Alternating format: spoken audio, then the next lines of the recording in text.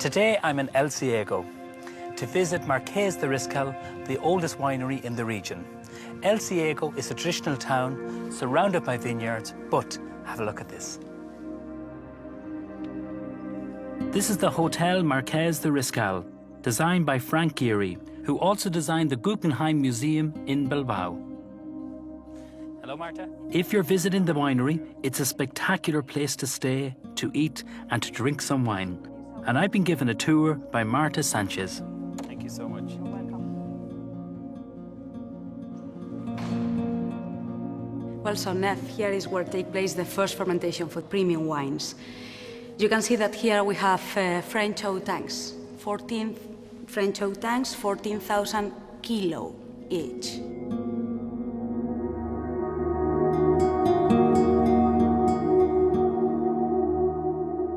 What does the first fermentation mean? It's when the yeast transforms the sugar into alcohol, when the grape juice becomes to wine.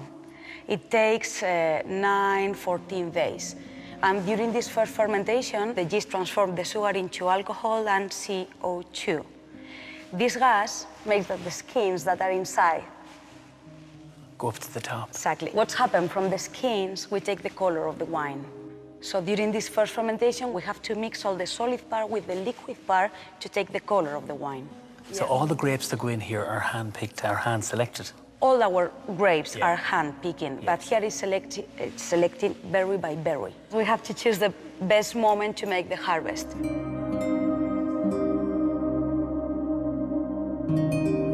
So here is where the wine comes to be aging. And according to the different wines, we have different aging and different barrel. These are French oak barrels that we use them to make our premium wines, but we have American oak too. Once the wine is in the barrel, does it just sit here or what happens to it? No, every 3 months we have to change the wine from different barrels because we have some sediments that we have to clean them. So every 3 months we move the wine from one barrel to different one to have the same age, the same tasting, the same aromas. That's very important for the flavour of the wine for it to develop, is it? See, have to be constant. And we have 37,000 barrels in total in the winery. Wow, and how many bottles in one barrel? That's around 300. That's a lot of wine.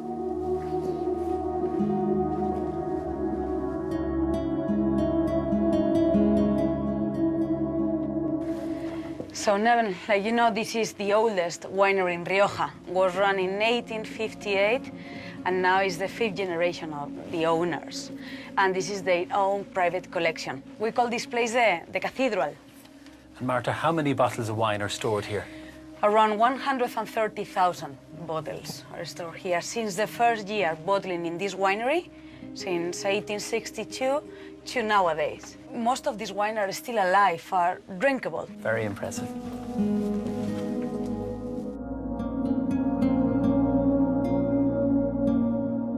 When we want to open one bottle of those, we can use the corkscrew because the cork gets crumbled, no? So we use a special method, and I'm going to show you how we would do it. And when these stones are really, really hot, you can see it, I'm going to put them here on the neck of the bottle between the cork and the wine, but I need your help. Okay. Okay? Happy. So you need to take this brush and put it on the neck, and I take out the tongues, okay? I've never seen this before, so I'm quite excited. Perfect. Okay. So you can... So how long do you hold this for? 30 seconds. 30 seconds. Yeah. By the contrast, the bottle gets break. It's why you have to put the cold water around the neck. They will make a really clean, clean, clean, clean cut. Are you ready? See? Yeah. Let's go for it. Come on. Okay. Oh, jeez, I got a fright. Is that it? Oh, that's amazing. Clean, and no glass goes in there? No, makes a really clean cut. So I think that we can try it. That's really cool. Wow, my heart is beating. No, it's perfect. You did it perfect. That's I've never seen that. That's amazing. Wow. Thank you. Thank you. It's beautiful. Absolutely delicious. So, Marta, tell me about the wines we have here.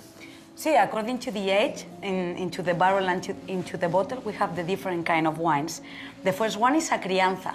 I mean, this wine have an aging of 1.5 years into the barrel and 1.5 years more into the bottle. The Reserva one, 2 years barrel and 2 more bottle aging. And this is the Gran Reserva one. This wine have an aging of 3 years into the barrel and 3 more minimum into the bottle. And the taste is different. And the one we're drinking now is it's the a Reserva. Wow. 24-month aging in American oak. Beautiful. Marta, I've had so much fun. I've learned so much. It was a pleasure. I wish you good health. Thank you. Thank you so much. Gracias.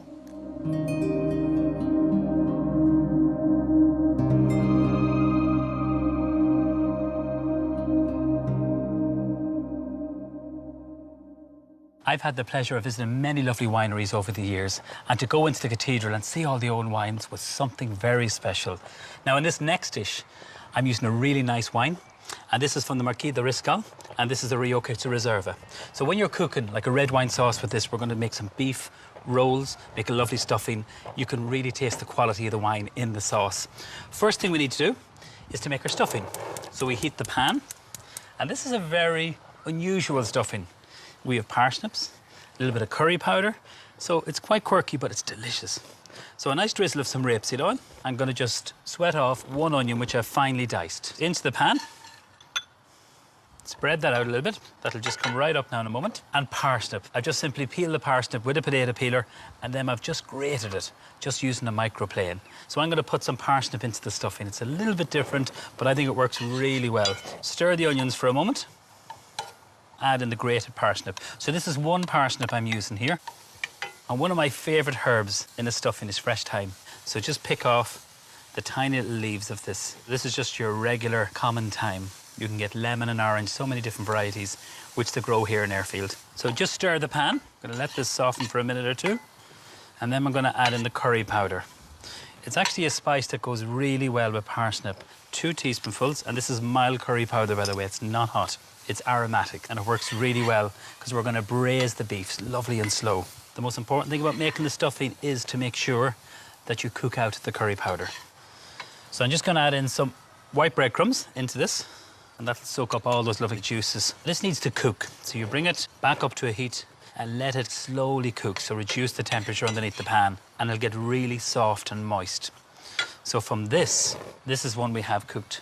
So it's soft, moist. You can add a little bit of stock, you can add butter, you can vary it, but you want to just hold it together. So that's cooked for about 10 minutes. I want it cold because I want to stuff this lovely stuffing into the actual top side of beef. What I'm going to do is just prepare the beef olives. So get your butcher to thinly slice this, and as you can see, it's very lean. I'm going to season it with a little bit of salt, and then with the stuffing, I'm going to use a palette knife. So spread this all over. This is the parsnip, the onion, a little bit of curry powder. That's where you're getting that lovely yellow colour. And then we're going to roll these. The best thing to do to hold them together is with a cocktail stick. You'd want 2 of these per serving, and then taking your cocktail sticks, push them in, and this will hold them together when they're braising.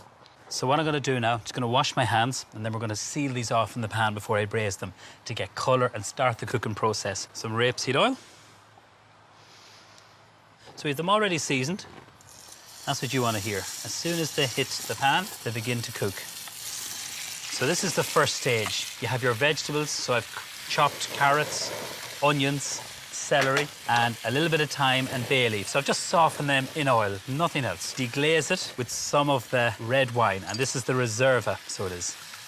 Pour this in, plenty of it, and then we're going to put some tomato puree, which will enrich it and thicken it up. And you just stir this through. Now with this recipe, there's no flour in it, and I'm just going to top this up with some beef stock. Just give it a little stir, completely put all this in here. That's roughly about a pint of beef stock in there.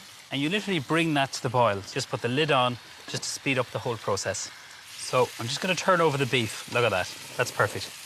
It's lovely golden brown, and that's where all the flavour comes through when you're braising. So that's come up to the boil, the red wine, the stock, a little bit of tomato puree, and all your lovely root vegetables. The stuffed beef rolls, lovely golden colour. Lift them in. Remember, these are not cooked. These are still raw. You just seal them off. The lid goes back on, and then when it just comes back up to the boil, I'm going to lift the whole saucepan into the oven. The oven is preheated at 180, and these are going to take 1.5 hours to cook. So to serve with the beef rolls, I've made a potato puree. And you just peel some rooster potatoes, steam them, put them through a potato ricer, and you add in some butter and a little bit of milk. Delicious, no lumps. What I like to do, especially if you're serving this for a dinner party, put into a piping bag. I think it's hard to beat a good potato puree. They'll keep warm for about 10-15 minutes in the bag. These are the beef rolls. What I did was just mix up a dessert spoonful of corn flour with some water, and it thickened it up. I'm going to remove some of the beef rolls. This is another fiddly part, is just removing the cocktail stick, because these are warm. And that makes it probably a little bit easier just to use, and it should just come out. And be gentle, because the meat is fragile, it's cooked. So we're going to serve 2 of these in the middle of the plate. Pipe my potato puree. And then into the sauce, a little bit of chopped flat leaf parsley, just to find a little decoration and gives lovely freshness. You stir that through and then get lots of the sauce.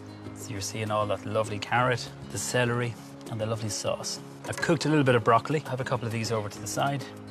Comforting, fantastic flavors, and the secret is to using a really good red wine, which we use the Rioja. It's a full-bodied wine, rich, good flavor, a little bit of spice, and that's my beef rolls with the parsnip stuffing and the potato puree.